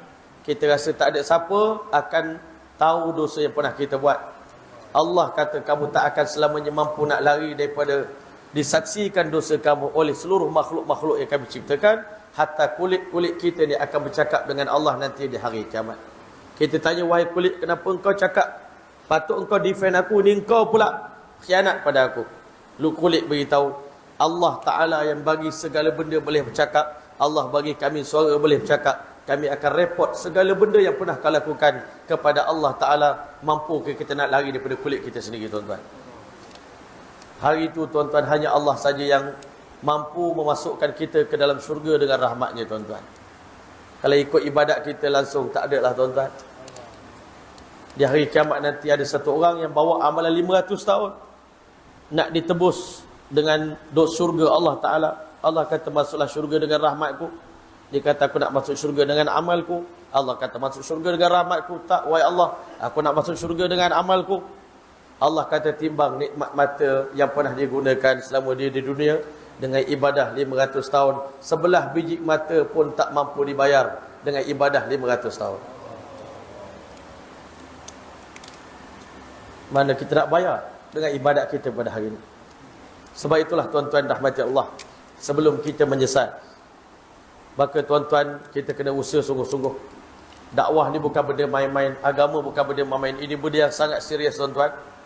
Dan akhirnya setelah kita berjaya menjawab soalan daripada Allah, maka Allah SWT suruh kita timbang pula buku ini di mizan. Ulama kata bab hisab tu masih lagi berat. Dah berat dah. Nabi pun takut dengan hisab, sehingga Nabi baca doa minta perlindungan daripada hisab tiap-tiap malam dalam sembahyang. Allahumma hasibni hisaban yasira. Siti Aisyah tanya, ya Rasulullah, apa hikmah Tuan baca doa ni banyak-banyak sangat dalam sembahyang? Dia dengar tiap-tiap kali sembahyang mesti baca Allahumma hasibni hisaban yasira. Ya Allah, mudahkanlah hisab untukku nanti di hari kiamat. Nabi Muhammad pun doa macam tu. Kata Nabi sallallahu alaihi wasallam, wahai Aisyah kesayanganku, isteri kesayanganku, fa innahu man nuqishal hisab. Siapa yang Allah kata hari ni aku nak hisab orang ni, Allah tunjuk, maka kata Nabi, uzziba, pasti orang itu akan dilemparkan ke dalam api neraka. Siapa saja yang dihisab oleh Allah tak selamat. Allah Ta'ala punya integrate, tuan-tuan, siasatan Allah, Allah Ta'ala akan buat, memang kita tak boleh nak lepas, memang tak lepas. Tetapi ada juga sebahagian daripada manusia nanti di hari kiamat, Allah Ta'ala akan panggil mereka di belakang tabir. Itulah alim ulama' di kalangan umat ini, tuan-tuan. Sebab itu jangan pernah hina alim ulama'. Nanti di hari kiamat Allah jemput ulama-ulama di belakang tabir. Allah tunjukkan kesalahan mereka dalam buku. Ini dosa kamu, ya. Ada nak ingkarkan satu daripadanya? Tak ada. Wahai Allah, ini semua kesalahan kami. Engkau lebih tahu kami daripada orang lain tahu diri kami. Allah kata, kami telah sembunyikan kesalahan kamu di dunia. Maka begitulah pada hari ini. Kami sembunyikan kesalahan kamu. Sehingga mereka keluar daripada tirai tuan-tuan, masuk berjumpa dengan orang ramai. Orang ramai kata, bertuah sungguh Tok Guru kita. Rupanya dia tak pernah melakukan satu dosa pun sewaktu dia berada di dunia. Padahal Tok Guru ni banyak buat dosa, ustaz ni banyak buat dosa. Tetapi Allah yang sembunyikan aib mereka di dunia dan di akhirat. Dan Allah Ta'ala akan firman di hadapan seluruh makhluk. Wahai alim ulama di kalangan umatku, tahu tak kamu kenapa aku bagi ilmu aku kepada kamu? Kenapa aku bagi kesantunan aku kepada kamu? Inni lam aj'alu fikum ilmi wa hilmi. Aku tak bagi pada kamu ilmu daripada ilmu aku, hilm daripada hilm aku, illa li'an aghfira lakum, melainkan pada hari ini aku nak ampunkan seluruh dosa-dosa kalian. Aku tak peduli sikit pun kesalahan kalian berbanding dengan pengorbanan kalian untuk agama. Kami telah maafkan seluruh kesalahan kamu. Idhabu wa antumul tulaqa. Pergilah kamu semua dibebaskan. Tuan-tuan yang mulia, sebab itu kita kena hormati alim ulama. Hormati imam-imam kita, bilal-bilal kita, ustaz-ustaz kita. Muliakan mereka. Hari ini di akhir zaman banyak orang caci maki ustaz, caci maki alim ulama. Pandang aib guru-guru kita. Dan tuan-tuan rahmati Allah, setelah Allah selesai hisap semua umat akhir zaman sekalian makhluk-makhluk tuan-tuan, Allah pisahkan antara orang beriman dengan orang yang durhaka pada Allah. Allah Ta'ala naikkan sebuah tembok dan Allah beritahu, wamtazul yauma ayyuhal mujrimun. Berpisahlah hari ini antara orang yang durhaka dengan orang taat. Kadang-kadang suami taat, isteri derhaka. Allah Ta'ala pisahkan suami dengan isteri. Ayah taat Nabi Nuh AS, anak Nabi Nuh kufur pada Allah. Anak Nabi Nuh AS duduk di bahagian belah kiri, isteri Nabi Lut AS duduk belah kiri. Banyak Abu Talib dan juga makhluk banyak lagi orang yang lain yang tidak beriman mati dalam keadaan kufur pada Allah Subhanahu wa taala. Abu Lahab, Abu Jahal, Firaun, Qarun, Namrud, semuanya duduk bersama satu tempat. Tetapi tuan-tuan, Nabi beritahu, siapa yang meninggalkan solat di dunia dibangkitkan di hari kiamat bersama dengan Qarun, Namrud dan juga Qarun laknatullah alaih. Jadi tuan-tuan yang mulia, setelah mana Allah Ta'ala pisahkan orang yang taat, Allah layan mereka dengan layanan yang baik. Tiba-tiba tuan-tuan, waktu itulah Allah Ta'ala keluarkan 99 kepala leher yang besar daripada neraka Allah Ta'ala. Dan kesemua benda ni tak tahulah makhluk apa tuan-tuan. Ditanya pada Allah, min kam ya Allah, berapa nak ambil daripada ahli neraka ni, berapa nak tangkap? Allah sebut dalam Quran, thumma lananzi'anna min kulli syi'atin ayyub asyadu 'ala rahmani 'atiyah. Kami akan ketangkap mula-mula sekali orang paling sombong dan angkuh dengan kami di dunia, yang paling keras dia punya kekufuran dia, penentangan pada Nabi. Orang ni akan mula-mula kena tangkap. Allah kata ambil daripada 1000 orang, tangkap 999 orang. Sahabat Nabi dengar benda itu, tuan-tuan, lembik badan sahabat Nabi. Ya Allah, ramainya ahli neraka kena tangkap. Daripada 1000 orang, 999 orang kena tangkap. Nabi bila tengok sahabat dia macam putus asa, Nabi kata 99 itu adalah Ya'juj dan Ma'juj. Lega sikit sahabat Nabi, tuan-tuan. Kalau ambil manusia 999, daripada 1000 orang, hanya seorang saja masuk syurga, tuan-tuan. Begitu beratnya sebenarnya alam akhirat. Itu orang yang masuk neraka tanpa sebarang apa-apa pertanyaan. Tetapi ada juga sebahagian orang masuk neraka ikut pintu, tuan-tuan. Sampai di pintu neraka, malaikat penjaga neraka tanya, yang korang boleh sampai ke pintu ni, apa dosa korang buat? Tak ada Nabi ke beritahu tentang neraka dia? Dalam Al-Quran Allah beritahu, alaiha 19, penjaga pintu neraka ni 19,000 orang. Ketuanya Malik Zabaniyah, yang wajahnya tak pernah senyum dan sentiasa bengis, tuan-tuan. Di tangan malaikat-malaikat ini ada rantai yang akan membelenggu. Tangan ahli neraka dilekatkan ke leher dia, tuan-tuan, dan dibalut badan ahli neraka dengan rantai tadi, yang mana panjangnya satu mata rantai itu 70 zira'an, 70 hasta, maka dimasukkan bahagian ujung daripada rantai itu ke dalam mulut ahli neraka dan keluar ikut punggung tuan-tuan, dihimpunkan semua rantai-rantai tadi, maka dilemparkan ke dalam neraka Allah Ta'ala. Rantai jatuh sebelum tuannya masih lagi berada di atas, tuan-tuan.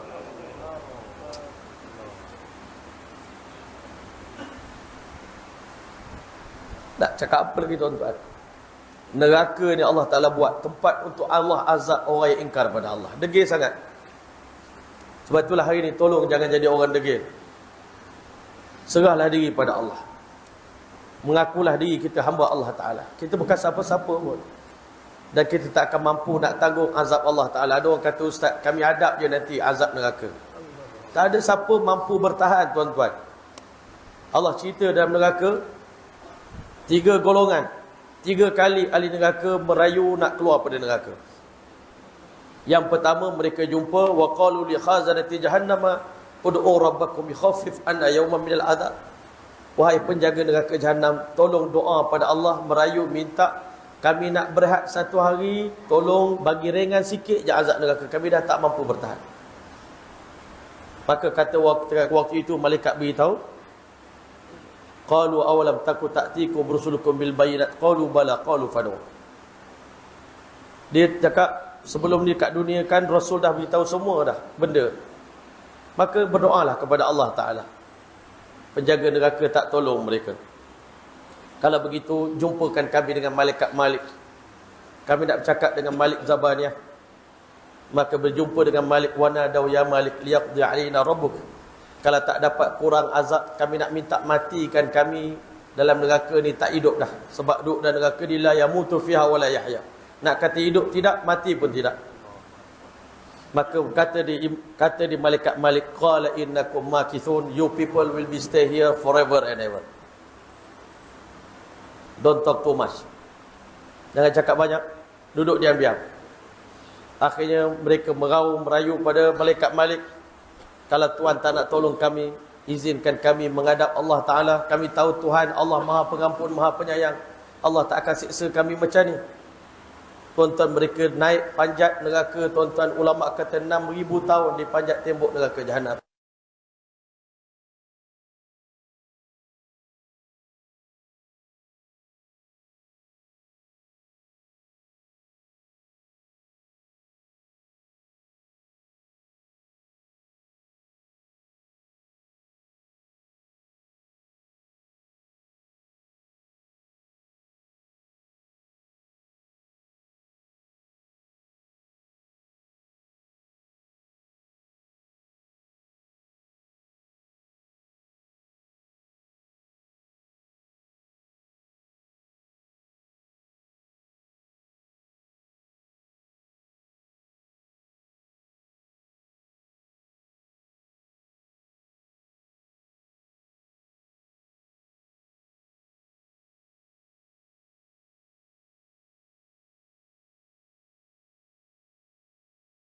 Lagi tengok rumah menjadi milik orang lain, tanah dibagi pada orang lain, bidadari bagi pada orang lain.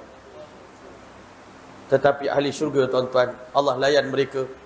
Orang yang banyak berpuasa di dunia, Allah bagi sarapan pagi seketika, berjalan menuju ke telaga Al-Kausar, menghadap Nabi sallallahu alaihi wasallam. Nabi jemput kita semua umat akhir zaman dengan penuh keceriaan, senyuman. Nabi tengok kesan anggota wuduk kita bercahaya. Nabi sambut kita, Nabi bagi minum air telaga Kausar. Dan waktu itulah satu demi satu umat ini diperintahkan oleh Allah melintas titik siratal mustaqim. Tuan-tuan yang mulia, nak lintas titik siratal mustaqim ni pun satu lagi debaran yang sangat dahsyat untuk orang beriman. Semua orang takut. Yang selamat sampai di sana, faminhum najin makhdush. Yang selamat sampai pun luka-luka badan mereka, tuan-tuan. Allah hantar kalalik pencangkuk untuk tarik orang yang lambat bergerak melintasi titik siratal mustaqim, ditarik oleh pencangkuk untuk jatuh ke dalam neraka Allah Subhanahu wa taala. Sebab itulah hari ini kena jaga sembahyang. Sembahyang berjemaah 5 waktu ini menyebabkan Allah Taala akan mudahkan kita melintas titik siratal mustaqim. Setelah kita sampai di tebing sana, tuan-tuan, rasa dah selamat dah. Rupanya dalam perjalanan nak masuk syurga, Allah sediakan sebuah jambatan panjang yang bernama Qantarah, tuan-tuan. Allah akan tahan semua ahli syurga sebelum masuk neraka yang masih lagi ada tinggal dosa-dosa kecil yang pernah mereka buat. Allah Ta'ala akan squeeze, Allah Ta'ala akan blend mereka ni dalam kontarah tadi tuan-tuan, akan perah mereka ni sampai dosa-dosa itu tanggal daripada anggota badan mereka. Ini benda yang paling berat sekali tuan-tuan. Sebab itu dekat dunia nak buang dosa mudah, istighfar dan taubat. Tapi kalau balik tak sempat, kalau kena perah dulu dalam kontarah itu dan tak tahulah kesakitannya macam mana. Sakitnya hanya Allah dah tahu dan Rasul tahu. Selepas itu barulah kita berjalan menuju ke Darul Hayat sampai di sungai kehidupan sebelum masuk syurga. Allah telah perintahkan kita mandi, dan setelah itu bolehlah pergi baginda sallallahu alaihi wasallam. Nabi sallallahu alaihi wasallam akan atur 120 barisan ahli syurga untuk masuk ke syurga, dan Nabi beritahu alhamdulillah daripada 120 staf ahli syurga Allah pilih 80 daripadanya ada di kalangan umat Muhammad sallallahu alaihi wasallam. Nabi bagi bendera satu-satu. Bendera ulama di tangan Muaz bin Jabal radhiyallahu anhu, bendera Muazzin di tangan Bilal, bendera orang tua di tangan Nabi Isa alaihissalam, bendera orang mati syahid di tangan Sayyidina Hamzah radhiyallahu anhu. Semua manusia akan masuk ke dalam syurga ikut amalan masing-masing di dunia, mengikut imam masing-masing. Dan Nabi sallallahu alaihi wasallam di wahul hadi yang bertiada wala fakhr, di tangan kananku ada bendera yang paling indah, yang paling mulia, panji-panji kepuji-pujian kepada Allah Subhanahu wa taala. Nabi naik kenderaan mendekati pintu syurga. Nabi ketuk pintu syurga. Nabi kata 8 pintu syurga.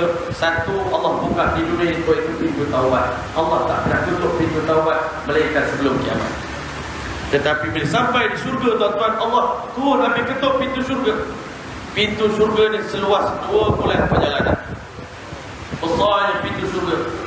Tetapi Nabi kata pada hari umat ini kembali masuk ke syurga Allah, kita melangkah masuk ke syurga tuan-tuan. Mudah-mudahan kaki yang banyak melangkah masuk ke masjid, kaki yang banyak melangkah ke jalan Allah, kaki inilah yang akan melangkah masuk ke syurga Allah Subhanahu wa taala. Nabi kata pada hari umat akan balik ke syurga, pintu sebesar itu pun jam. Kenapa begitu ramai dari umat Nabi yang balik kampung nak masuk ke syurga Allah? Di kiri kanan jalan malaikat beratur untuk ucapkan tahniah, salam, welcome pada kita tuan-tuan. Ahlan wa sahlan wa marhaban bikum. Udkhuluha bisalamin aminin. Masuklah dengan memberi salam. Salamun alaikum. Thibtum, sejahtera buat kalian. Kalian dah buat yang terbaik di dunia dahulu. Fadkhuluha khalidin. Masuklah ke dalam syurga wa selama-lamanya. Ya Allah. Ahli syurga masuk ke syurga tuan-tuan dalam keadaan mengalir air mata. Ya Allah. Kita nak cakap apa lagi ya Allah? Baik sungguh Allah Ta'ala. Allah layan kita. Kita tak layak pun masuk syurga. Allah bagi kita. Allah kata bima kuntum ta'malun, ini semua balasan daripada amal yang kamu buat. Sedangkan dekat dunia kita buat ibadat pun Allah tolong kita, Allah yang bagi kekuatan pada kita. Bukan kita buat, kita tak ada daya upaya pun. Kita masuk syurga pun dengan rahmat Allah. Tapi bila kita masuk syurga, Allah puji kita. Kamu dah buat yang terbaik. Masuklah syurga buat selama-lamanya. Ahli syurga menangis bersyukur kepada Allah. Alhamdulillahillazi sadaqana wa'dah. Segala puji bagi Allah yang telah membenarkan apa yang Allah janji pada kami. Wa awratnal ardh. Allah telah wariskan kami bumi syurga. La tabawwa'u min haitsu nasha. Hari ini kami boleh berjalan meronda dalam syurga selama-lamanya ikut kami nak. Tadi pergi snorkeling, kena balik sebelum maghrib tuan-tuan. Sebab apa? Nak sembahyang maghrib dan nak buat gas lagi dah dengar bayar. Tapi nanti dalam syurga, pergilah berjalan lama mana pun kamu nak berjalan. Pergilah berenang lama mana pun nak berenang. Nak dive dalam laut syurga, nak menyelam, pergilah menyelam. Nak pergi naik kuda sejauh mana kamu nak naik, naiklah tuan-tuan. Makanlah apa sejuga makanan yang kamu nak. Walakum fiha ma tashtahi anfusukum walakum fiha ma tad'un nuzulan min ghafurur rahim. Dalam syurga apa yang syahwat kamu nak semuanya akan ditunaikan oleh Allah. Walakum fiha ma tad'un, orderlah apa saja yang kamu nak, Allah telah akan sediakan untuk kamu. Dan Nabi SAW ditanya oleh orang Yahudi, hidangan apakah ya Rasulullah yang pertama Allah sediakan untuk ahli syurga bila masuk syurga? Nabi menjawab, tuhfatul kabidun nun, tuhfatul jannati kabidun nun. Hidangan paling istimewa untuk ahli syurga adalah hati ikan paus daripada ikan paus syurga. Allah Ta'ala suruh malaikat sediakan hidangan yang paling lazat. Allah bagi ahli syurga makan hati ikan paus. Malam ni kita makan kambing insya-Allah 6 ekor. Tetapi nanti kita masuk syurga, Allah berikan kepada kita daging bakar daripada lembu syurga tuan-tuan. Allah bagi dekat kita makan. Dan di samping itu ada ulama cerita Allah hidangkan 60,000 jenis menu makanan untuk kita makan. Dan semua bi'akwabin wa abariqa wa kasimin main. Ceritnya, cawannya, gelasnya, sudunya, dapurnya, mejanya, semuanya daripada emas, tuan-tuan. Allah kata sekarang ni, makanlah sepuas-puasnya wahai hamba. Kulu washrabu, makanlah dan minumlah. Hani'an, congratulations for you people, for all of you. Tahniah buat kalian semua. Kenapa? Kamu dah buat yang terbaik di dunia, dah 60 tahun hidup dalam keadaan taat pada aku. Ya Allah. Dia ma'aslaf tu fil ayyamil khaliyah. Kamu banyak lapar dekat dunia, kamu banyak susah dekat dunia dulu. Hari ini makanlah sepuas-puasnya. Tuan-tuan yang boleh selepas kita makan, Allah hantar malaikat jemput kita masuk ke syurga kita, tuan-tuan. Masuk dalam pintu syurga kita, tuan-tuan. Alangkah keberadaannya kita tengok. Begini kata dan Allah kepada kami, ini syurga yang seluas 10 kali ganda dunia untuk tiap-tiap orang ahli syurga. Yang mana Nabi kata tanah syurga itu seluas tapak kaki, tempat pijak kaki kita pun khairun minad dunia wa ma fiha, lebih mahal daripada dunia dan isi-isinya, tuan-tuan. Allah bagi kebun yang cantik untuk kita dalam syurga nanti. Kebun buah-buahan yang begitu banyak, yang masak ranu. Di celah-celahnya ada sungai susu, sungai madu, sungai air arak, sungai air biasa. Rumah kita, kata Nabi, Allah buat seketul batu daripada emas, seketul batu daripada perak, seketul batu daripada zamarjad, seketul batu daripada permata delima yang warna merah. Milat wa albis, simennya adalah kasturi. Dan syurga ini transparent, boleh tengok luar daripada dalam. Orang luar boleh tengok dalam. Dalam bilik itulah Allah sediakan ghurafan, kamar-kamar yang begitu banyak, tuan-tuan. Allah sediakan dalam setiap bilik itu ada katil, dan di atas katil itu adanya bidadari Allah Subhanahu wa taala. Inilah Allah Taala nak bagi dekat kita dalam syurga. Tapi hari ini Allah Taala minta kita buat sikit je. Bukan banyak, sembahyang 5 waktu, tak berat pun. Korban untuk agama, setakat ulama minta 3 hari sebulan, tak berat pun, tuan-tuan. Kalaulah kita tahu begini layanan Allah kepada kita dalam syurga nanti, wallahi kita sanggup korbankan seluruh nyawa kita untuk agama Allah. Tuan-tuan yang mulia, Allah sediakan masuk dalam syurga, rupanya ada pelamin yang sangat besar Allah sedang sediakan untuk perkahwinan kita semua sekali lagi dalam syurga Allah Ta'ala. Wa zawwajnahum bihurin 'ain. Kami akan kawinkan mereka semua dengan bidadari-bidadari, insya-Allah. Bidadari duduk di sebelah kiri dan kanan kita, dipakaikan baju daripada sutera, tuan-tuan, di badan kita. Di tangan kanan kita dikalungkan gelang daripada yu'alluna fiha min asabir min dhahabin wa lu'lu'ah, gelang emas, gelang perak, gelang mutiara, tuan-tuan. Walibasu fiha harir, pakai mereka daripada sutera. Tempat duduk mereka adalah kerusi sofa yang ditenun dengan benang-benang emas, tuan-tuan. Maudhunah yang ditenun dengan benang-benang emas. Di hadapan kita penuh dengan buah-buahan, wala min tayrin mimma yashtahun, daging burung yang kamu sangat suka. Wa faqihatin mimma yatakhayyarun, buah-buahan yang terpilih. Di saat itulah, tuan-tuan, kata Allah, seorang malaikat mengumumkan, khuludun ya ma'syar ahli jannah istami'u, wahai ahli syurga, dengar sini baik-baik. Innalakum an tahyu fala tamutu abadan, kamu akan hidup di sini selama-lamanya, kamu tak akan pernah mati lagi. Wa innalakum an tashubbu, kamu akan muda selama-lamanya, fala tahramu abadan, tak akan tua lagi dah, tak beruban lagi dah. Wa innalakum an tan'amu, kamu akan mengecap nikmat, rasa macam-macam, cuba macam-macam, try macam-macam. Fala tahramu abadan, tak ada siapa pun nak larang kamu. Maka, tuan-tuan, akhirnya Allah Ta'ala kawinkan kita dengan bidadari, menikmati segala nikmat yang Allah Ta'ala bagi. Inna ashabal jannati al-yawma fi syughul, ahli syurga dalam sebuah kesibukan. Mereka sibuk bersama dengan bidadari sampai ribuan tahun lamanya, tuan-tuan. Allah layan ahli syurga. Sekali-sekali rasa nak pergi shopping, Allah Ta'ala bagi kita hari Jumaat pergi shopping mall. Bukan beli barang, kita tukar wajah kita, tuan-tuan, dengan wajah yang kita paling berkenan sekali dalam syurga. Esok balik jumpa dengan isteri kita, wallahi wajah Allah 70 kali ganda lebih lawa daripada seluruh berjumpa kita sebelum pergi kedai tadi. Dan kita balik, Allah juga cantikkan wajah isteri kita 70 kali ganda lebih cantik daripada sebelum kita tinggalkan. Ini baru sikit nikmat syurga Allah sediakan, bergantung pada amal kita.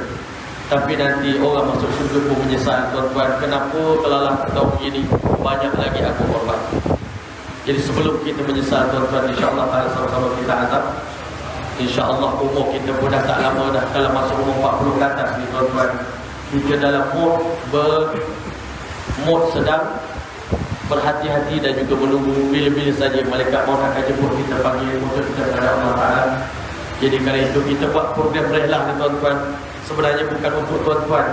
Saya sebenarnya buat untuk diri saya tuan-tuan. Saya buat program ini bila saya cakap kita buat kiamat. Tiap-tiap kali saya cerita buat kiamat, datang perasaan takut di hati saya tuan-tuan pada Allah Ta'ala. Saya bukan nak takutkan tuan-tuan, saya nak takutkan hati saya. Dengan kita yakin pada hari kiamat, insya-Allah kita akan tahan diri kita daripada buat maksiat tuan-tuan. Kalau kita tak takut, kita akan buat apa saja dosa tuan-tuan. Sebab itulah hari ini mudah-mudahan Allah terima rehlah kita tidak hari tuan-tuan.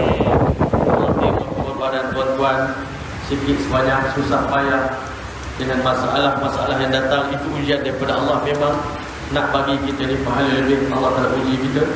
Tetapi hakikat sebenarnya kita menikmati momen ini tuan-tuan. Detik-detik ini insya-Allah nanti bila kita masuk syurga, tuan-tuan akan rindu nak berehlah macam sini lagi tuan-tuan. Kita akan rindu lagi dengan amal-amal yang pernah kita buat di dunia. Kita akan dalam syurga mengalir air mata. Rindu nak berjemaah sembahyang, rindu nak puasa, rindu nak sembahyang tahajud, rindu nak buat dakwah. Tetapi malaikat kata di sini bukan lagi tempat untuk beribadat, masih ibadat cuma di dunia dakwah. Di sini bukan lagi tempat korban di dunia. Untuk itu insya-Allah Ta'ala tuan-tuan, untuk kita tambah lagi keyakinan dan keimanan kita insya-Allah. Sama-sama kita azam untuk keluar 4 bulan jalan Allah Ta'ala insya-Allah.